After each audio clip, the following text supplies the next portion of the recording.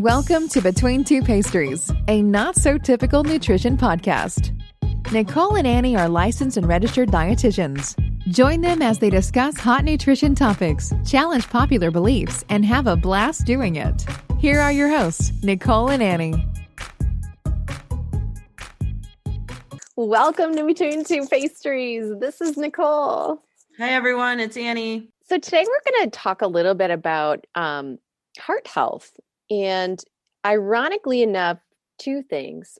First thing is Annie and I had thought that we would do a group coaching call February 21st, which is a Sunday, guys, at 1 p.m. February is typically Heart Health Month. Mm-hmm. And ironically, right after we decided to do this, we both had several clients come forward to ask about certain heart health things. So we thought, well, this is just going to be perfect. So mark your calendars, guys. We'll put a plug out there for you guys to sign up. It's going to be $11 for the session. There's going to be a little bit of a PowerPoint. We'll have some discussion around it, answer, the questions around it. And again, starting at 1 p.m. on Sunday, February 21st.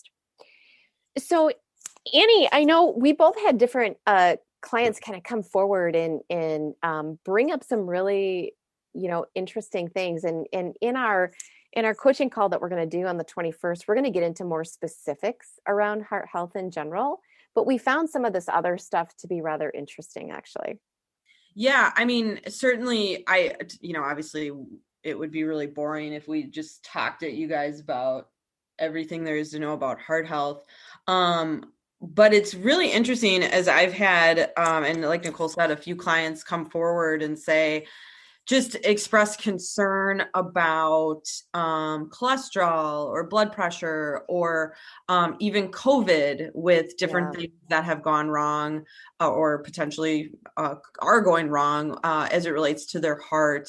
Athletes who see variations in heart, like blood pressure and pulse, and they're more so, I would say athletes are more so curious about that. But when, so that's probably a whole nother discussion as it relates to sodium and their heart health and everything. But I find it really interesting how so many people, they come at me with these questions and I love it, but they've already done exploration on the internet to come up with their own answers. Which is the danger zone right there. And they're wrong.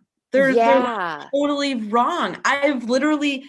as it relates to heart health, I've had people tell me what the internet is telling them on how to lower their cholesterol, their blood pressure, how athletes shouldn't eat blah, blah, blah for heart health. And it's like, what? I know. Where do you even find this stuff? It's so crazy. Yeah, it really is. And it's frustrating because the number one trend throughout all of the things that people send me as to what they're looking at online, the number one trend is weight loss and no carbs.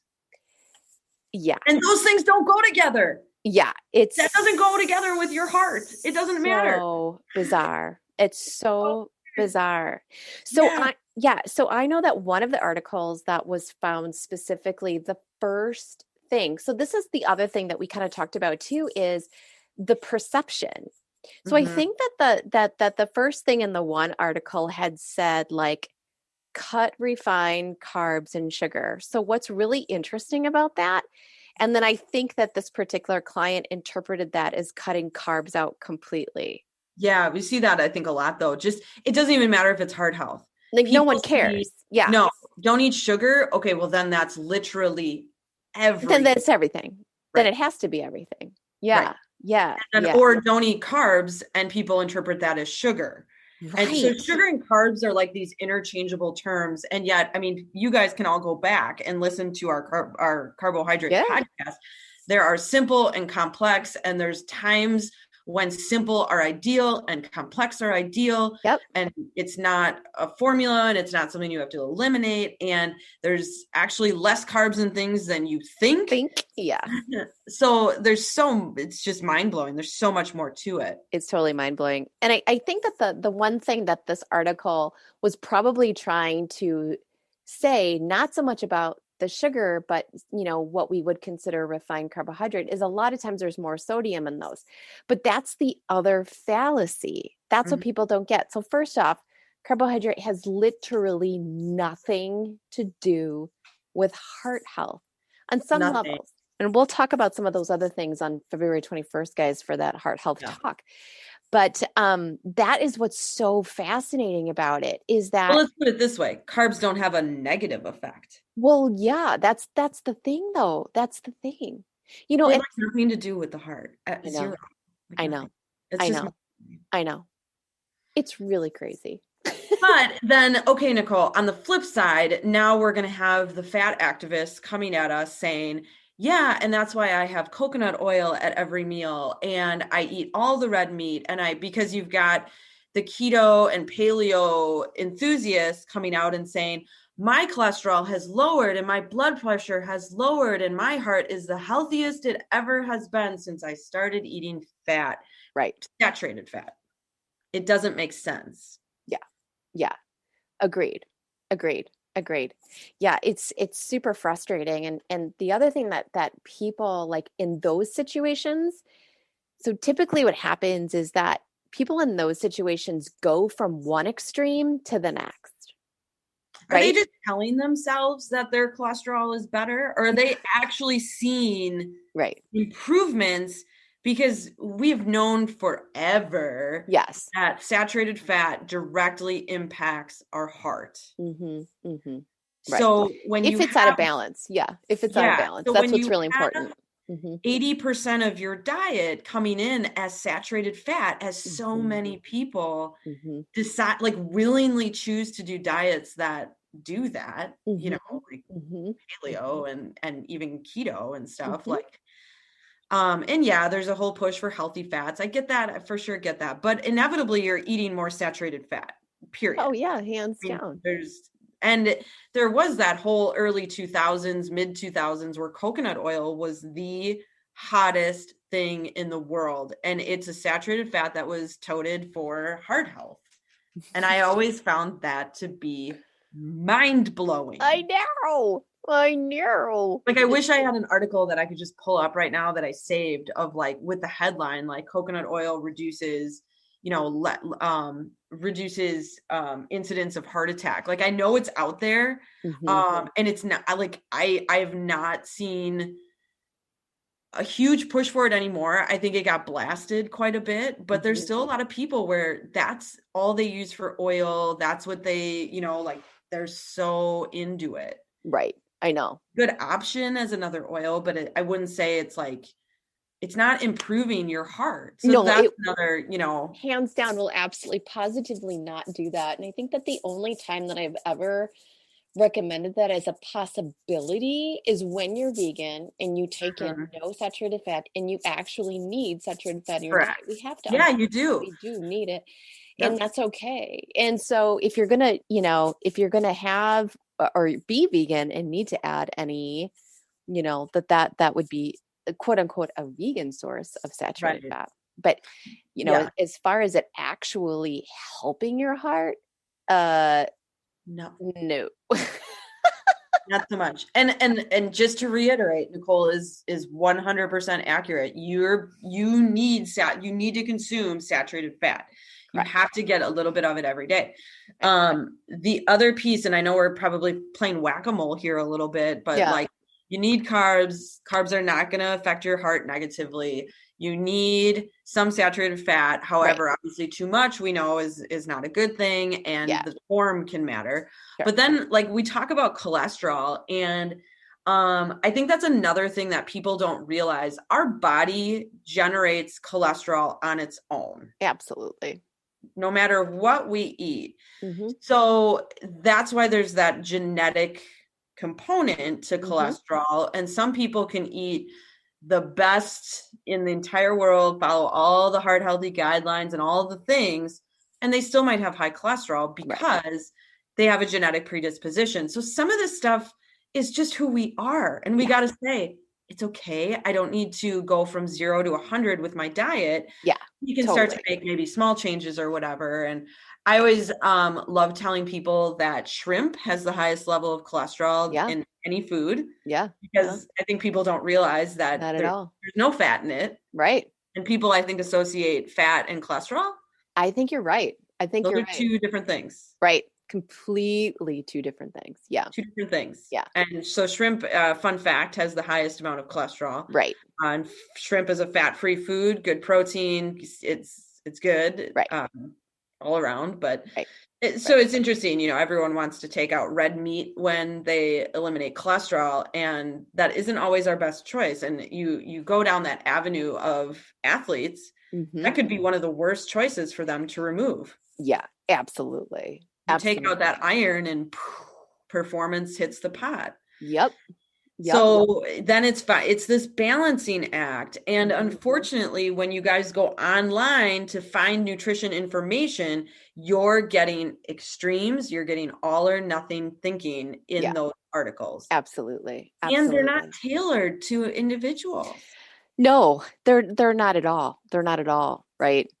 And so it's not helpful. No, it's not helpful at all. And then you have and we've talked about this too, but then and this is what bothers me the most is somebody's cholesterol will reach a particular level, and then, and again, it'll be hardly a high level. And physicians are immediately throwing statins at people. And it's oh my gosh, cholesterol and diabetes are probably some of the easiest things to actually manage. Or even, negate to a lot of, to some level through diet. I would throw blood pressure in there too. And absolutely. And I'm just going to throw this. So hemoglobin A1C for diabetics, cholesterol, which is a blood test, blood pressure, which is the cuff, and weight. Yeah. So your doctor tells you your BMI. Those are the 4 things where a doctor reacts immediately, and they really need to find a trend. Period, though. And that's right. That's the scary part is now all of a sudden I go in, I just had a Mountain Dew. I'm totally whacked up. I was on a run. I'm stressed out about work, and you're going to do my blood pressure. Right. Oh, okay, cool. And then you're going to tell me I have high blood pressure and try to prescribe a statin. Right. Or now I'm overweight or obese because I drank, 24 ounces of water right before I got into the doctor and didn't. Sure. I didn't even poop, which is like a pound, mean, right there. So, there's so many variables, and the fact that we aren't necessarily, and this is maybe my own soapbox, but we can't go to the doctor regularly to have it in, like the insurance doesn't cover it. We get 1 appointment a year or whatever. 2. Yeah. If we could go in regularly and see the trend, all of a sudden, not so many people would be obese. Not so many people would have high blood pressure. Completely. All of our hemoglobin A1C would be there would be a better indicator there. I think that's what's frustrating is these people are walking away out of one single doctor's appointment saying, well, I've got diabetes, so better not eat carbs ever again. I know. Blood pressure is, on the high side doesn't mean it's high. Right. Right. That's the other thing is it's just too much of that's going on, I think, with some of the tests that people can do. And we're not giving people the ability to find the trends over time. Right. I completely understand that and completely agree. Yeah. If you took my blood pressure right now, it'd be off the charts. It'd be really high. Yeah. Correlates with the sweating that's going on. I know. And the flushed, you're right. Yeah, you can see that. Right. Yeah. No. It's real funny. Yeah. So on the 21st, what we want to break down for everybody are the numbers, what you're looking for, things that you can absolutely positively do to impact these, and basically things that you're not being told, essentially, and also to kind of be your own advocate going into it in precisely, what you want to be, fueled with, I guess, before even going in. So, you have some background to bring in with you, but that's definitely what we want to cover on that topic on the 21st. Yeah. Come with lots of questions or whatever, or a notebook, and, obviously we'll do a presentation or whatever, or have that available for you. So maybe you don't need to, but, it should be fun. And so we're going to do this on a Sunday, 1 p.m., February 21st. We will have it recorded. So if you still want to quote unquote attend, but can't actually attend, you'll receive everything afterwards as well. So anyway, definitely sign up. We'll put a link in with the podcast information here. We'll also post it on our Facebook page in general.